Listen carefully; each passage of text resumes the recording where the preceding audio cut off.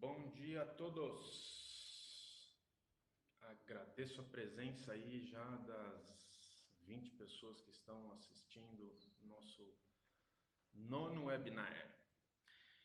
Eu queria só que vocês dessem um okzinho aí se está tudo certo com áudio e vídeo, por favor, para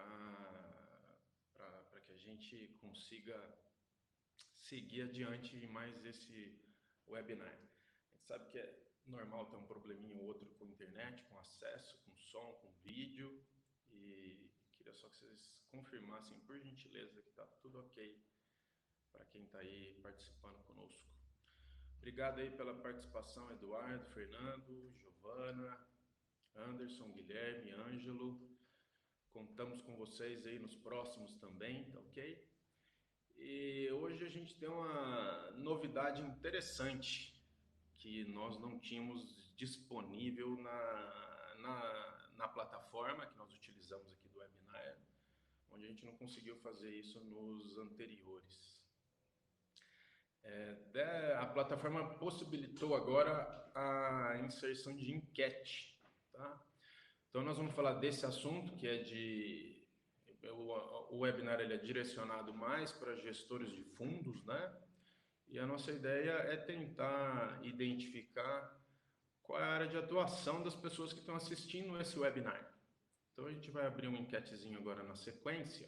Vou deixar um tempinho para vocês clicarem. Peço que vocês cliquem, por favor, que é um teste que a gente está fazendo com essa nova disponibilidade da plataforma, né? E se isso der certo, a gente vai utilizar ele com mais frequência nos próximos webinars.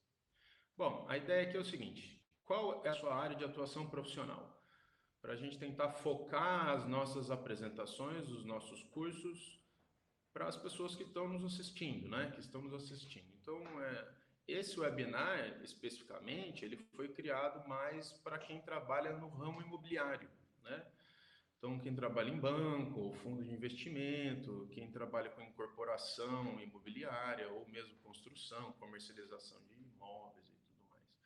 Mas a gente sabe que o alcance desses webinars nossos, ele acaba abrangendo outras atividades, né? Então, eu coloquei aí para vocês quem atua na área de indústria, comércio, né, mineração, pode clicar nesse item. Ou então quem atua na área de consultoria, laboratório, empresas de prestação de serviço, quem é autônomo, quem trabalha como MEI, ou então quem trabalha em área de sondagem, área de topografia, venda de equipamentos. Eu acho que vocês podem clicar tudo nesse setor de consultoria. Quem atua na universidade, seja dando aula ou estudando, pode ser graduação, pós-graduação, ou mesmo quem atua como professor no ensino médio, pode clicar em universidade. E como órgão público, alguém que está trabalhando diretamente em CETESB, que a gente já teve alguns técnicos da CETESB participando do curso, técnicos da ANA, quem trabalha, por exemplo, dentro do Ministério Público, tá? Eu vou deixar um tempinho aberto essa enquete para que vocês possam clicá-la, né? Conforme a gente vai passando aqui o tempo, vão entrando mais pessoas na sala, né? Então, em geral, a gente tem um começo de webinar sempre próximo de 20 a 25 pessoas, e do meio para o final a gente costuma alcançar de 80 a 100 pessoas participando, que é o limite da sala, tá? 100 pessoas. Depois, mais adiante na apresentação, eu vou disponibilizar para vocês novamente a enquete, que provavelmente pode ter mais gente no final, né? Para a gente poder direcionar, eu acho que mais adiante a gente pode fazer até uma enquete sugerindo novos temas de webinar e vocês votam e aí a gente faz o webinar, né? E disponibiliza para vocês aqui, tá ok? Talvez essa webinar de hoje ela vá estender um pouquinho mais dos 30 minutos, talvez uns 35 ou 40 minutos, por conta dessa enquete que a gente está fazendo, tá bom? Então, eu vou dar aí uns 3 a 5 minutos para vocês irem preenchendo. Peço, por favor, que vocês cliquem, né? Que respondam a enquete, porque isso daí para a gente é extremamente importante para saber quem está nos assistindo, né? Como é um webinar e eu fico falando simplesmente, a gente não consegue ter o feedback de que área que nós estamos alcançando. E como a plataforma agora disponibilizou isso daí, acho válido nós tentarmos. Vou pedir a ajuda de vocês, tá ok? Mais adiante, eu vou apresentar uma segunda enquete. E aí eu apresento o resultado dela também para todos vocês. E a gente pode até eventualmente fazer uma pequena avaliação do resultado da enquete, certo? Esse webinar, a ideia de fazer ele é o seguinte: era da gente apresentar para quem não é do ramo de áreas contaminadas, né, quem não atua no segmento de áreas contaminadas, para entender um pouquinho como é que é a gestão disso, né? Então, quem já participou dos webinários anteriores já teve, por exemplo, acesso ao gerenciamento, questões de risco, né? Questão do TAC, como você pode atuar face a alguns vizinhos, né? Então, essa daqui ela é uma apresentação, vamos dizer assim, bem para a lei.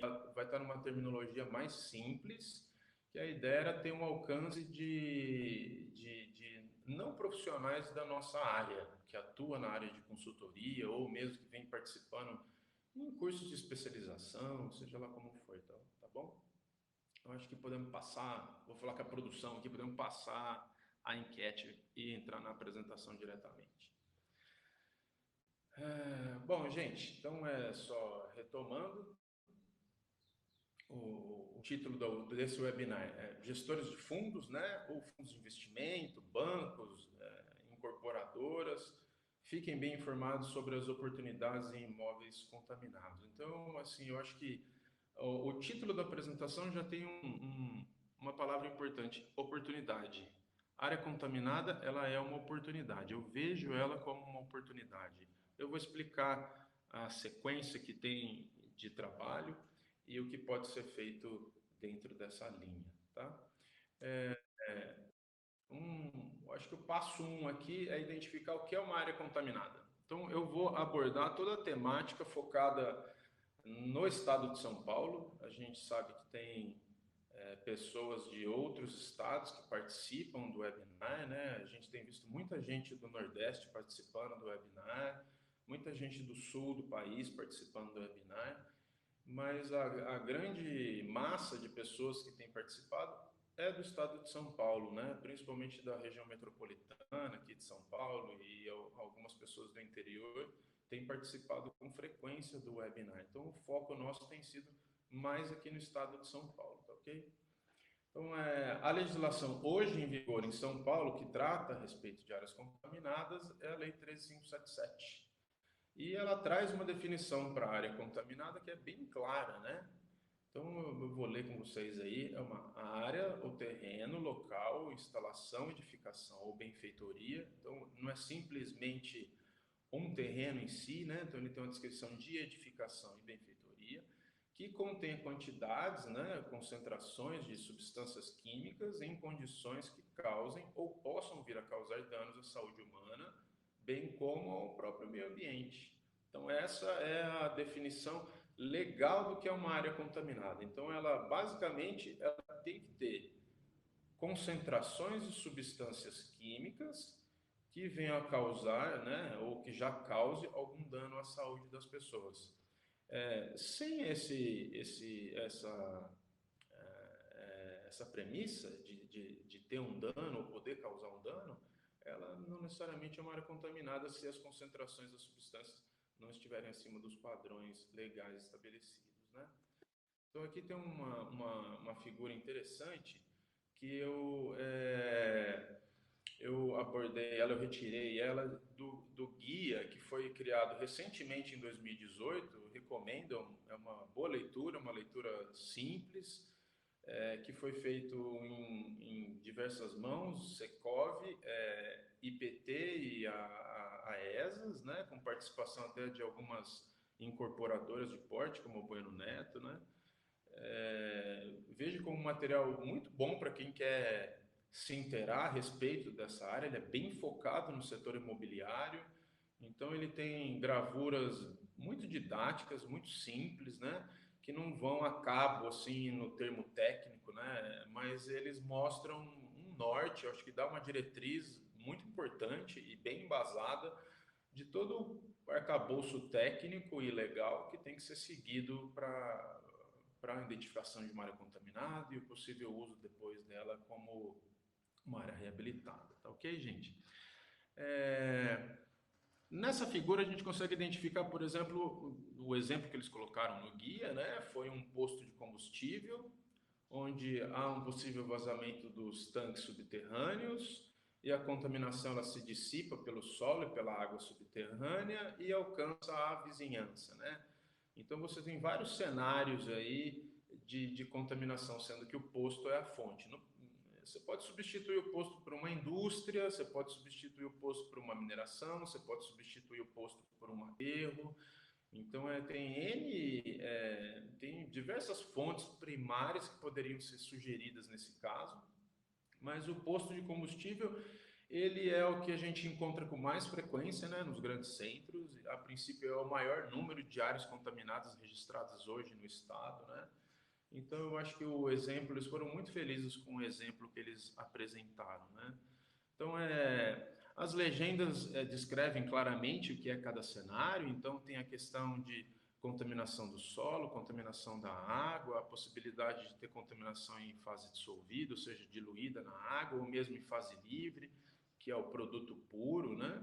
Como se fosse a gasolina pura ali no vazamento mesmo.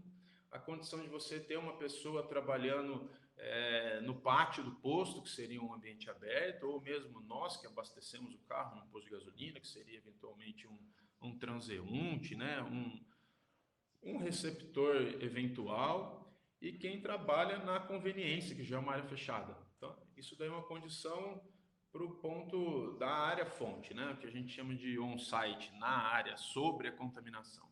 E aí a vizinhança toda, né, conforme a contaminação vai se dissipando, tem a possibilidade, então, de passar sob uma residência, sob um edifício. Eventualmente o edifício tem garagem subterrânea, tem muitos edifícios que eles fazem rebaixamento do lençol freático para poder utilizar a garagem, né, utilizar o subterrâneo como garagem. E aí, eventualmente, pode ter bombeamento de produto, bombeamento de água contaminada, até mesmo emanação de vapores para áreas fechadas, com risco até de, além de ser simplesmente um risco de saúde, um risco de perigo mesmo, né, de causar uma explosão, alguma coisa nesse sentido, tá? E alcançar até um corpo hídrico. Eles foram bem felizes na gravura, né, de colocar o córrego lá na frente, né, na extrema direita aí da gravura, mostrando um córrego que a contaminação pode chegar até lá. Então, como a lei diz, é uma área, um imóvel, né, um local, um terreno, uma edificação, que eventualmente com substâncias nocivas à saúde, ao bem natural, possa vir impactar qualquer um desses potenciais receptores, seja em superfície, seja em subsuperfície, no trabalho de escavação, por exemplo, ou no acesso a galerias subterrâneas e tudo mais, tá? Então essa é uma das formas de você gerar uma área contaminada, né? Um posto de gasolina é uma área potencialmente contaminada, né? Ela seja pelo tanque ou então pelas bombas, pelas linhas, é uma possibilidade. Bem, quais problemas decorrem da presença de uma área contaminada? Tá? Então, nesse círculo central maior, o laranja, né? Está escrito área contaminada, e os problemas que podem advir disso daí são riscos à saúde humana, é o principal problema, né? Ou mesmo a própria natureza, um córrego, um rio, ou eventualmente algum parque ao lado, né? E o comprometimento, que é uma discussão hoje muito latente no mercado, né? O comprometimento dos aquíferos a longo prazo, né? Das reservas hídricas subterrâneas e até mesmo comprometimento de água superficial, né? Se a contaminação alcança um corpo d'água superficial, então a área contaminada ela tem um problema muito sério relacionado a isso, né?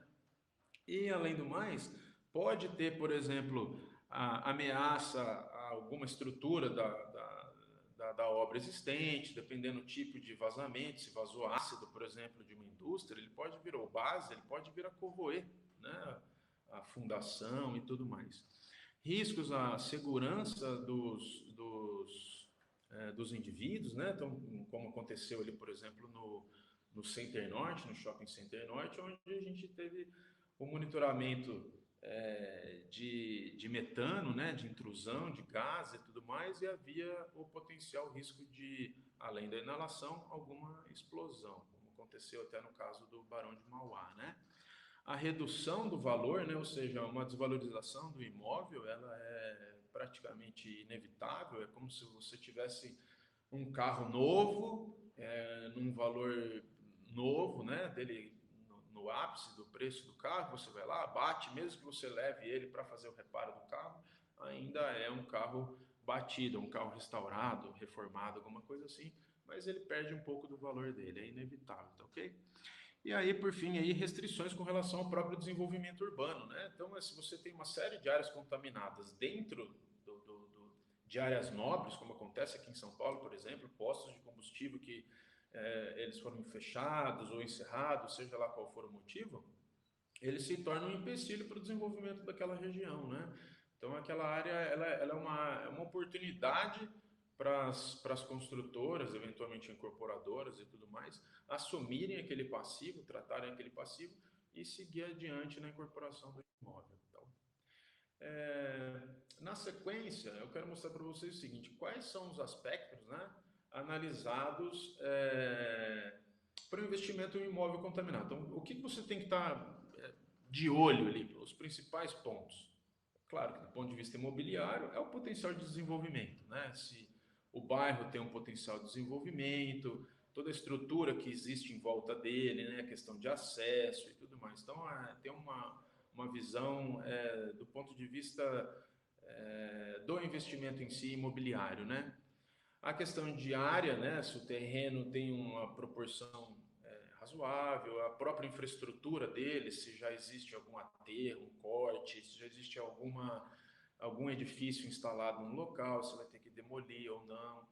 As condições ambientais, que são essenciais hoje em dia, né? E os próprios riscos à saúde humana. Então, se houver risco à saúde humana, tem que ser eliminado esse risco, né? Ou eliminada, seja pela rota, ou seja pela redução das concentrações, para que você possa vir ocupar esse imóvel. Condições de transação, aí aqui já é um problema mais comercial da área imobiliária, né? Seja com problema de venda, de transferência, é um ponto a ser levantado. E a própria realidade de mercado, né? Então, se naquele ponto, naquele bairro que tem essa área disponível, se o mercado tem uma tendência a ir para aquela área, né? Se o valor de mercado daquela área é um bom valor de mercado, se os financiamentos abertos estão com taxas atrativas, então tem toda uma realidade mercadológica que isso, sem sombra de dúvidas, é investigado incluído nesse tipo de investigação. Bom, em suma, o que a gente pode dizer? As áreas contaminadas, elas são atrativas, né? Então, assim, são áreas potenciais, né, ao mercado imobiliário, principalmente para o capital de banco e de fundo de investimento, né? Seja por conta de desenvolvimento urbano, seja por conta do próprio desenvolvimento ambiental, uma vez que a partir do reuso dessa área, né, da recuperação dessa área e desse terreno, você passa a ter naquele bairro um crescimento mais sustentável, né? Então, a inexistência, ou pelo menos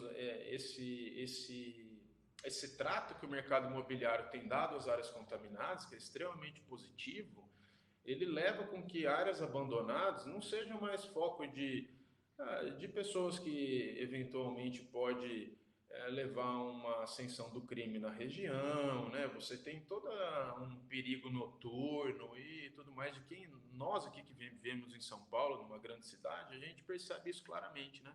Imóveis abandonados, em geral, costumam ter algum problema para a sociedade ali, né? E tem um outro ponto importante que a presença de área contaminada, né, ela não se limita, como eu falei anteriormente na questão da gravura do posto, ela não se limita só à fábrica, posto de combustível, mas também tem oficina mecânica, tinturaria, oficina de funilaria e pintura de carro, né, as lavanderias. Então, assim, são imóveis que estão ali no meio das casas, né? Estão muito próximas de nós, são atividades muito próximas de nós, né?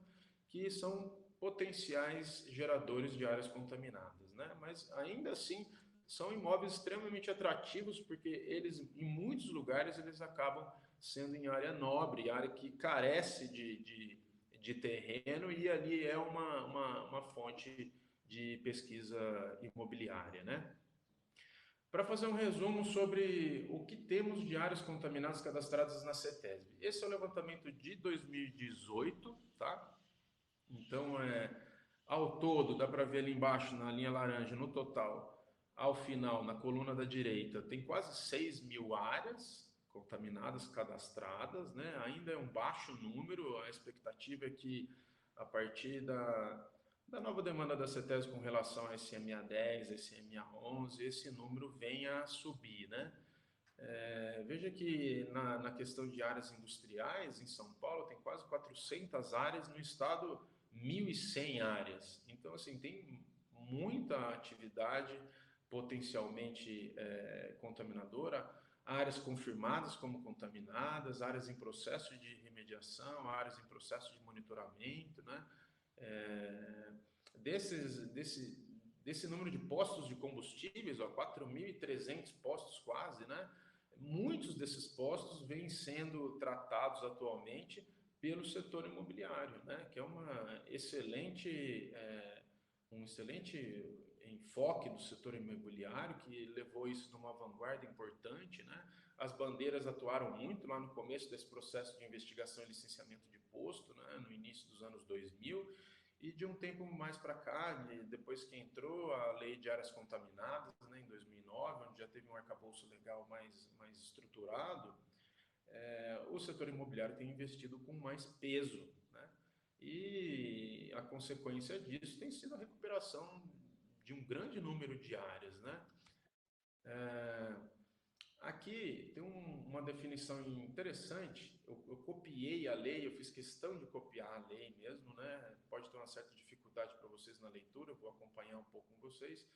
Mas aonde vocês encontram essa informação que são as classificações das áreas contaminadas, né? Então isso daí está claramente descrito no artigo 3º do decreto 59263, né? Ele não tá, os incisos não estão na ordem sequencial que acontece com a classificação das áreas contaminadas. Eu vou tentar acompanhar um pouquinho com vocês aqui para vocês identificarem. Eu acho que depois, quando a gente disponibilizar a apresentação, pode ler com mais cuidado no PDF ou mesmo buscar pela internet o próprio decreto, né? E olhar o artigo 3º. Mas ele diz claramente o seguinte, ó, área com potencial de contaminação, no inciso 8º, é uma AP, ou seja, uma área onde são ou foram desenvolvidas atividades que, por suas características, podem vir a acumular concentrações de substâncias químicas que tornem a área contaminada, né? Uma sequência disso daqui é a área suspeita, né? Então, a área suspeita de contaminação é o que está no inciso 11º, identificado como AS, né? Ou seja, um local com indícios ou evidências, né, de ser uma área contaminada. Você chegou lá e viu, por exemplo, tambor em cima do solo com produto, viu mancha de produto no terreno, está vendo que está acontecendo um vazamento, você já tem evidências, ela já passa a ser classificada aí como uma área suspeita. A sequência disso daí é uma ACI, que está no inciso 4º, né? É uma área contaminada sob investigação, onde você constata, por meio de uma série de atividades de campo e laboratório, a existência de contaminação na área. E ela passa a ser identificada, então, como uma área contaminada. Depois disso daí, já parte, então, para a avaliação de risco, onde você vai identificar se as concentrações que estão sendo mapeadas na área levam a um risco humano ou a um risco ambiental, né? E ela, então, leva a classificação de área contaminada com risco confirmado. Isso daí é no inciso 7. Lá, a área, por meio de investigação, a avaliação de risco, identificou contaminação no solo ou na água, a existência de risco à saúde humana, ecológico, né, o caso do natural, ou então que foram ultrapassados os padrões ambientais aplicáveis, no caso de consumo de água, ingestão de água, claramente. Tá? Aí tem as outras classificações, que já parte para uma área em processo de remediação, no inciso 5º, ou uma área em processo de reutilização, que é o inciso 6º, que é o que vale mais para o setor imobiliário, né? Porque nessa questão do processo de reutilização é quando você passa a ter uma alteração do uso da área, tá ok? Elas têm o mesmo significado, ambas são processos de remediação que estão em aplicação, né? Ou então, se não for um processo de remediação, é um processo de intervenção de engenharia ou uma medida de controle institucional. E aí, ao final, entra na área um monitoramento para encerramento, né? Que é o AME, e do monitoramento para encerramento, você já consegue, ao final, atingir todas as metas, ter ela classificada como AR, que é uma área reabilitada. Então, esse artigo eu acho que é importante para quem não conhece das classificações de áreas contaminadas, sobre o que se trata. Bem, aqui é um fluxograma, onde dá para observar todas as etapas desse processo. Então, quem adquirir um imóvel, a partir da definição da área de interesse dele, vai existir um estudo básico, que é feito pela própria incorporadora, que é o levantamento das informações disponíveis, né? Então, verificar processos na CETESB, lista de áreas contaminadas no site, verifica a junta comercial, identifica os usuários anteriores daquele imóvel, né? Se algum usuário anterior tinha uma atividade potencialmente contaminante, como um tratamento de madeira, alguma coisa nesse sentido, e encaminha isso, trata ela como uma área potencial, uma AP, encaminha para um estudo preliminar, a avaliação preliminar, onde tem todo um levantamento de histórico, né, a definição de um primeiro modelo conceitual, e enxergando, então, evidências ou indícios de contaminação, ela se classifica como área suspeita e parte para a investigação direta em campo, com sondagem, poço, coleta de amostras, análises químicas, entra numa fase de detalhamento, que é para um mapeamento em 3 dimensões, você vai fazer uma identificação em profundidade, vai fazer uma identificação no plano horizontal, identificar rotas, receptores, e ela passa, então, a ser uma área contaminada sob investigação, e se as concentrações identificadas levarem a um potencial risco à saúde humana, ela então é classificada como uma CRI. Tá? A sequência disso é a apresentação de um plano de intervenção. Bom, o que eu vou fazer para reparar, para remediar os danos que foram causados pelo inquilino anterior, né, pelo uso anterior do imóvel. Então, nada mais é do que uma adoção de medidas, seja elas isoladas ou em conjunto, para remediar a área, para você ter acesso àquela área, né? Então, você pode adotar medidas de controle de engenharia, como a pavimentação de uma área, você pode colocar, por exemplo, se for construir um edifício, não utilizar uma garagem subterrânea por conta de contaminação do solo ou da água. As medidas de remediação propriamente ditas, né? Então, uma série de técnicas de remediação hoje em dia, que ela é adequada ao tipo de contaminante, à profundidade do contaminante, ao tempo que se espera dessa remediação, né? E medidas de controle institucional, que basicamente são restrições de uso, seja restrição de consumo da água, ou seja restrição de acesso ao próprio solo, e ao final, com o monitoramento para encerramento, depois de atingida todas as concentrações aceitáveis, você acaba recebendo o termo de reabilitação para o uso declarado, né? Então, a área está pronta para o uso imobiliário, ela está à disposição do empreendedor para fazer esse processo. Então, ao longo de todo esse fluxograma, o empreendedor ele pode construir o imóvel, ele pode fazer as atividades de obra no imóvel, desde que siga as medidas de engenharia propostas, né? Ou mesmo as medidas de controle por conta de risco aos trabalhadores. E ao final da obra, com a obra pronta, se acontecer da remediação caminhar concomitantemente, dentro do mesmo prazo de execução, você chega ao final com o imóvel construído e então com ele remediado com o uso declarado disponível, reabilitado.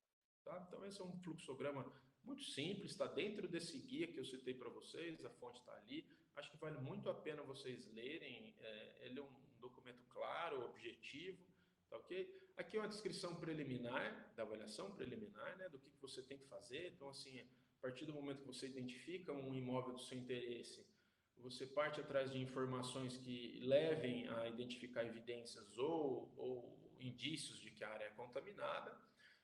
Se isso acontecer, inevitavelmente vai ter que partir para uma investigação direta. Caso isso não aconteça, né, essa evidência, mesmo com você fazendo vistoria no imóvel, levantando toda a documentação dele, se isso não acontecer, o empreendimento pode ser levado a cabo diretamente, né? Então, não necessariamente a avaliação preliminar ela vai indicar como uma área contaminada. Na sequência disso, dentro da apresentação, nós temos aqui a investigação confirmatória, que é uma etapa que envolve um plano de amostragem com coletas e análises químicas. Ao final, ele vai dizer se a área está contaminada ou não. Estando contaminada, vai para o detalhado. Não estando contaminada, ela pode ser classificada como área não contaminada e então o empreendimento é levado a cabo. A investigação detalhada, ela nada mais é do que uma investigação confirmatória, só que a diferença entre elas é que você vai determinar uma série de informações mais detalhadas, né, um mapeamento daquela contaminação, a identificação de receptores, né, de rotas entre a contaminação e o potencial receptor, e definir quais são as medidas que a partir daí você precisa, ou os parâmetros, na verdade, que você precisa utilizar para a avaliação de risco. A avaliação de risco em si, hoje aqui no estado de São Paulo, é adotado o modelo da CETESB, tem um software da CETESB disponível no site da CETESB, que é gratuito, onde você insere as informações que você levantou em campo. Se por acaso não for suficiente, você volta ao campo para levantar mais informações, avalia se há risco ou não há risco. Então, se o risco é aceitável, você parte para um monitoramento e depois do monitoramento o empreendimento está livre. Se o risco é inaceitável, aí você tem que partir para as medidas de intervenção e elas têm que ser submetidas ao órgão ambiental, porque trata-se de um reuso de imóvel, né? Você vai alterar o tipo de uso dele.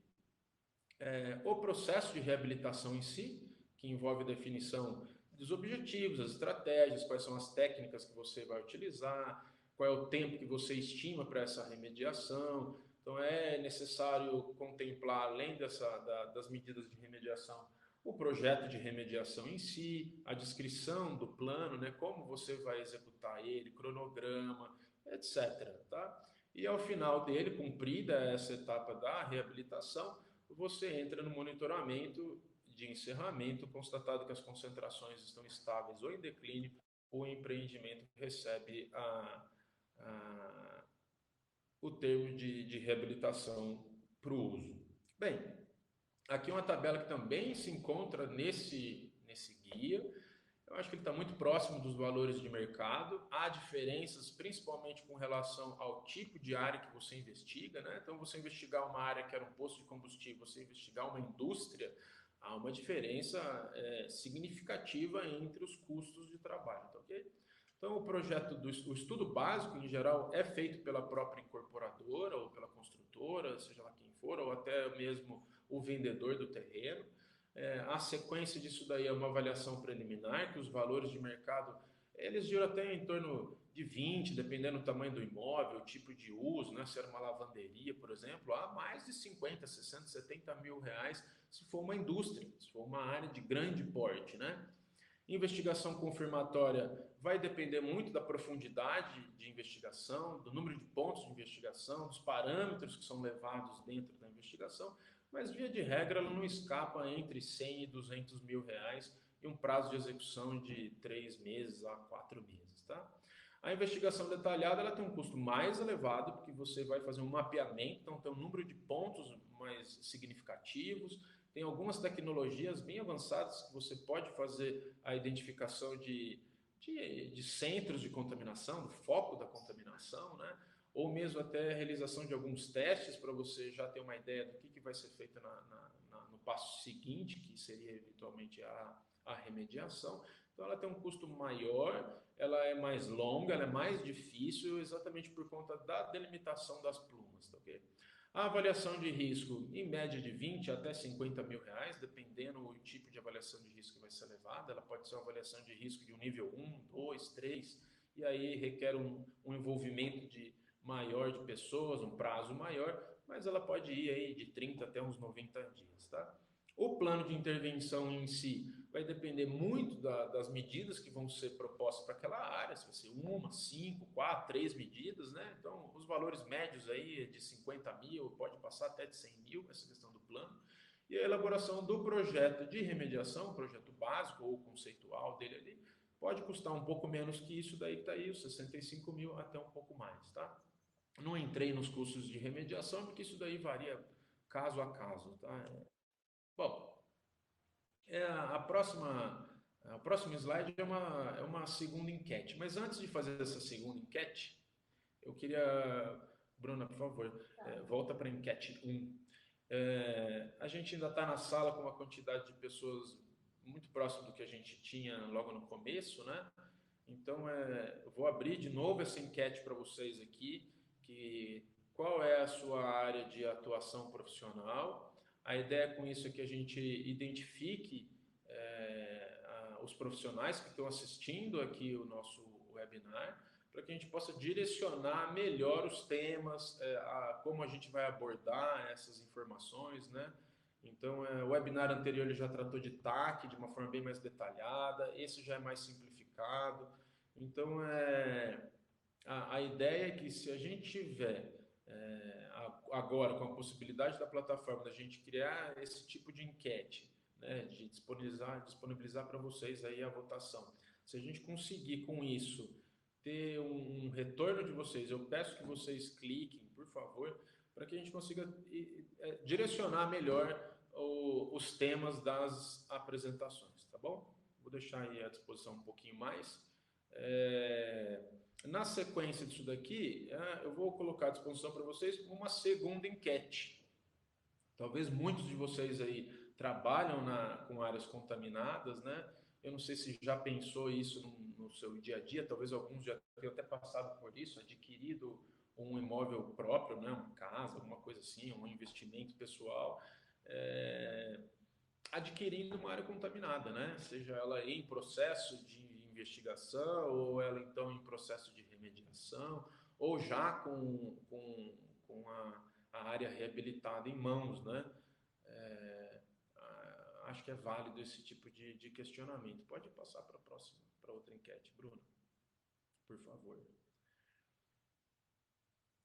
Posso até depois falar para vocês os resultados das duas enquetes, tá? Então, como eu falei para vocês, eu ia esticar um pouquinho o horário por conta exatamente das enquetes aqui. Então, bom, depois a gente enxergar um pouquinho o que é o imóvel contaminado por uma incorporadora, você pode me responder, você compraria um imóvel declarado como área contaminada? Seja ele em qual condição esteja, se ele ainda está sob investigação, se é um imóvel sob risco, se é um imóvel já em monitoramento ou em remediação, qual seja a etapa do processo de gestão de área contaminada. Então vamos lá, uma primeira alternativa, sim, vejo como uma excelente oportunidade de negócio, né? Ou não, isso para mim é um problema que eu não vejo solução. Então a gente se depara muito com isso no dia a dia aqui, né? De pessoas que não querem esse tipo de área nas mãos, porque acham que vai ter uma dificuldade muito grande no trato, não consegue ver a solução, não entende, não sabe que existe solução para aquilo, né? Ou então talvez eu compraria uma área se ela tiver X condições, ou eu compraria uma área se ela tivesse num bairro tal. Então, hoje, por exemplo, você pode avaliar um imóvel numa área nobre, por exemplo, a um custo de 5 milhões. Vou dar um exemplo.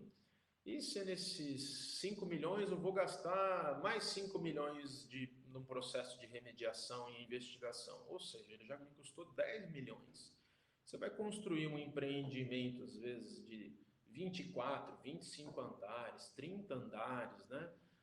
Você acaba multiplicando aquele terreno em 20, 30 terrenos, né?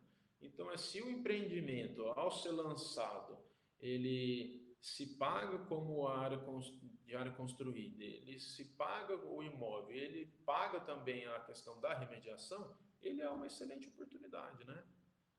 A única coisa que vale a pena alertar, eu pesquisei bastante, a gente tem se deparado bastante com isso daí, que há súmulas do TJ e do STJ pedindo o ressarcimento aos compradores de apartamentos, etc., frente às incorporadoras e imobiliárias, pelo fato de não ter comunicado com clareza no momento da venda. Então, assim, é muito importante que siga a DD 38, que é o arcabouço legal hoje, o arcabouço técnico que existe hoje aqui no estado de São Paulo, siga a lei de áreas contaminadas e que esteja claro na matrícula do imóvel que se trata de uma área contaminada, esteja claro lá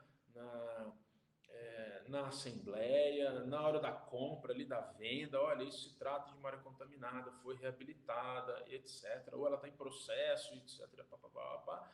Claro, vai haver uma depreciação do imóvel, é inevitável, né? Então, como você já vai comprar um imóvel em condições um pouco melhores comercialmente dos demais imóveis, porque você vai investir num processo de remediação e tratamento dessa área, que ao final, é claro, ele vai ter um custo de mercado um pouco mais baixo. Mas hoje, nós aqui da Hidroplan trabalhamos com algumas incorporadoras que eles têm, o foco é uma área contaminada, principalmente em áreas nobres. Tá? Então, se vocês puderem participar aí, peço que cliquem na enquete também para a gente ter um resultado. É interessante isso daí. É interessante você, como pessoa que eventualmente já atua nessa área, pensar nisso. Bom, eu sou um consultor de áreas contaminadas. Eu, Gustavo, compraria uma área contaminada? Sim, eu vejo como uma oportunidade uma área contaminada. Tá? Eu acho que ela é uma oportunidade em diversos momentos, né? Claro que vai depender muito do mercado e do local em si, da localização dela na cidade, mas eu vejo ela como uma excelente oportunidade, sim. Vamos passar adiante. E aí, na hora que eu concluir, eu passo os resultados da enquete para vocês, tá bom? Só para terminar aqui a apresentação, tem um último slide que ele diz o seguinte, ó, tá carregando acho que para todo mundo, né? Incorporar em áreas contaminadas é um bom negócio. De fato, ele é um bom negócio. Então, assim, há imóveis grandes, né? Claro, há pequenos, os de 1.000 metros, 3.000 metros, 5.000 metros, que são os mais comuns, mas há imóveis de mais de 100.000 metros, 150.000 metros, 200.000 metros, imóveis industriais muito grandes, onde tem um potencial imobiliário muito grande para uma construção de um condomínio com 30, 40 torres, né? Excelentes localizações dentro da cidade, como é o caso das áreas nobres, como eu falei, posto de combustível, oficina e por aí vai, né? Tinturaria, lavanderia, estímulos à própria revitalização ambiental e social do bairro, né? Então, uma área contaminada, abandonada, ela é prejudicial para todos ali no bairro, e quando você traz ela para o reuso, né, para a revitalização, eu acho que tem um ganho social muito grande ali. O regramento técnico está muito bem definido hoje, então assim, a CETESB ela já desde lá de 1999, quando lançou o Manual de Áreas Contaminadas, depois com a DD 103, agora com a DD 38, ela vem fazendo um passo a passo, é uma receita de bolo, então é muito clara a identificação do que precisa ser feito. A IT 39 que mostra qual é a posição da CETESB, qual é a leitura da CETESB frente aos documentos que estão sendo solicitados e apresentados. E um arcabouço jurídico que ele está estabelecido, ainda em estabelecimento, né? Ainda tem uma certa insegurança em algumas questões, mas a lei de áreas contaminadas e o decreto, a lei de 2009 e o decreto de 2013, são muito recentes, né? Mas já é uma legislação específica para áreas contaminadas, o que antes a gente não tinha, né? A gente tinha alguns artigos em outras leis, alguns incisos em outras leis, e hoje não, hoje já é uma legislação específica, indicando as responsabilidades, indicando os instrumentos, como você tem que fazer, as classificações e tudo mais. Então, assim, a área contaminada é um bom negócio, é um bom investimento para o capital financeiro de uma incorporadora, é um bom investimento para uma própria construtora. Eu acho que assim, há uma carência de imóveis em áreas nobres, né? E os que restaram agora são imóveis que, via de regra, têm as particularidades ambientais e que elas têm um rito todo a ser seguido, e seguindo esse rito você consegue obter o sucesso desejado. Tá? Aqui é só uma ilustração de uma área que foi revitalizada. Eu fiz questão de pegar uma área que foi revitalizada pela própria CETESB, né, que é a Praça Vitor Tivita. Não quis colocar nenhum outro imóvel para eventualmente não haver um questionamento de uma incorporadora, uma construtora ou um cliente em específico. Então, assim, essa é uma área pública que todos conhecemos, né? Então, havia as restrições de área aberta, área fechada, de áreas de permeabilidade, de áreas que não poderiam ser permeáveis, áreas que não poderiam ser ocupadas e tudo mais. Então, aqui foi um exemplo que a CETESB deu ao mercado de como você pode tratar uma área contaminada e passando ela, então, ser reabilitada. Tá? A gente tem casos aí diversos no mercado, né, de áreas que foram reabilitadas e de áreas que estão em processo de reabilitação. Bem, isso é o que tinha para falar hoje. Como eu disse, eu me estender um pouquinho no prazo aí de 40 a 45 minutos. Agradeço a participação de vocês. Peço então que participem do próximo webinar. É um tema interessante, né? Principalmente para quem trabalha na área de consultoria. No dia 23 de outubro, é o Everton que vai apresentar. Com relação a quantos postos de monitoramento eu tenho que instalar em uma área contaminada. Essa é uma grande dúvida, né? Eu ponho 3, eu ponho 5, eu ponho 10, porque nenhuma dessas normas técnicas que a gente tem, seja da BNT ou mesmo os procedimentos da CETESB, indicam a quantidade mínima, máxima ou razoável de postos de monitoramento. Então, ele vai explicar um pouquinho sobre esse tema. Um outro ponto importante, eu acho que talvez muitos de vocês já tenham recebido com frequência a nossa divulgação, seja pelas redes sociais ou então pelo próprio e-mail, é o curso de MBA à distância, né, que está sendo feito na USP, ali na Poli, que trata a gestão de áreas contaminadas, né, e a revitalização de brownfields, que são imóveis contaminados aí, abandonados, né. Já partimos para a segunda turma, que ela se inicia no dia 2 de março de 2020. Aí estão os contatos, né? Por e-mail, por WhatsApp. Se tiver dúvida, quando é a prova, como é que é a prova, é no final de semana, é presencial, não é presencial, como é que eu parcelo, como é que eu não parcelo. Então é uma coisa muito interessante. Se vocês conseguirem se juntar em um grupo de pessoas, há descontos. Então, assim, olha, estou indo em 5 pessoas aqui. A gente consegue oferecer descontos na mensalidade, tá bom? Então, acho que vale a pena, às vezes, dentro da empresa que você trabalha, chamar alguns amigos para tentar participar. É um dos pouquíssimos cursos que tem à disposição como pós-graduação no mercado. É um curso da USP, ou seja, ele tem um bom lastro técnico, né? Não é uma universidade qualquer e segue todas as diretrizes do MEC. O feedback que a gente tem tido dos alunos atuais que é muito bom, tem gostado, né? São profissionais da CETESB, são profissionais do Ministério Público, são professores lá da própria USP, com ampla experiência e expertise na área, então acho que assim, só tem a ganhar quem tem interesse em participar. A gente está com poucas vagas, né? Já está assim encerrando, praticamente já quase completou todas. Então, assim, quem tiver interesse, venha, faça a matrícula para garantir o seu lugar, tá ok? E por final aí, eu vou passar o resultado para vocês das enquetes, né? Então, acho que é a enquete 1, por favor, o que a gente teve de resultado. Acho que a gente pode até mais adiante pensar em enquetes até um pouquinho diferentes, né? Que sejam específicas para o tema que a gente está abordando, como essa daí. Eu coloquei o ramo imobiliário em primeiro lugar aí, propositalmente. Mas o que a gente tem visto que nos webinários anteriores, né, a maior participação tem sido de alunos de universidades, seja da graduação ou da pós-graduação. Muitos são funcionários de empresas de consultoria, né, ou até os próprios consultores, proprietários das empresas de consultoria, muitos têm participado mesmo. Laboratório, tem muita gente de laboratório que tem participado. E em diversos momentos a gente teve a grata presença de profissionais da CETESB, profissionais do INEMA, profissionais da FEAM, da própria ANA, do DAE. Então, acho que são assim, um amplo alcance o que a gente tem conseguido com esse webinar. Tá conseguindo, Bruna?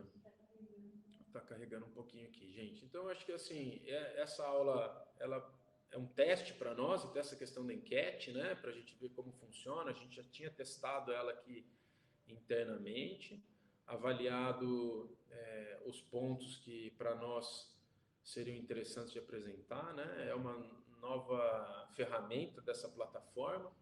Tudo que a gente disponibiliza dessa forma gratuita a vocês, no fundo, a Hidroplan paga por toda essa plataforma. Quanto mais ferramentas a gente vai incluindo nessas apresentações, vai aumentando o custo, né? Então, Um exemplo é o chat, a gente tem ele liberado, por exemplo, para 100 pessoas, até 100 pessoas. Dá para liberar mais. Eu vou ter que falar para você, porque ele demora. Ah, então, como ele está demorando para carregar, ela vai me passar aqui os resultados e eu falo para vocês. No ramo imobiliário, quantos por cento eu deu? 0%. Tá, então a gente não conseguiu alcançar ninguém desse ramo aqui dentro. Indústria, 12%. 12%, consultoria, 44%. 44%, então metade das pessoas que estavam participando é da área de consultoria, Universidade 4%. universidade 4%, E órgão público 8%. e órgão público 8%. Então a gente numa sequência aqui vem para consultoria, indústria, órgão público e universidade. Tá? É o que a gente já havia percebido das campanhas anteriores, né? Das palestras anteriores. Tinha um alcance muito grande junto às empresas de consultoria. Com relação à segunda enquete, se você compraria ou não uma área contaminada, né? Os resultados foram os seguintes. Sim, vejo como oportunidade, 17%. Tá, 17% votaram no sim. Não, é um problema sem solução, 0%. Ninguém votou no não. Excelente. Isso é excelente. Talvez o restante 80%, 83% votaram no talvez, dependendo dos riscos existentes. O pessoal é bem conservador. Todo mundo que está ouvindo aí a apresentação da gente é bem conservador. Eu acho que eu vejo como uma excelente oportunidade, mas há ressalva sim, mas eu acho que ela é no todo uma excelente oportunidade. Gente, obrigado pela participação de vocês mais uma vez. Contamos com vocês no próximo webinar. Nós voltaremos com as enquetes, talvez até sugerindo alguns temas para o ano que vem, porque até outubro, novembro e dezembro a gente já tem temas definidos. E aí, para os temas de 2020, acho que vai valer a pena a gente abrir uma enquetezinha, talvez perder um pouco mais de tempo nessa enquete, para vocês conseguirem nos ajudar e a gente poder apresentar o que é de interesse de todos, tá bom? Mais uma vez, obrigado pela participação de todos. A apresentação vai ser disponibilizada em PDF e também vai ficar disponível no YouTube, no Facebook, desculpa. E os certificados serão encaminhados por e-mail para os e-mails cadastrados, tá ok? Qualquer dúvida, entre em contato com a gente, pode fazer questionamentos para nós, estamos aqui totalmente à disposição. Grande abraço, boa semana e até o próximo webinar. Tchau, tchau.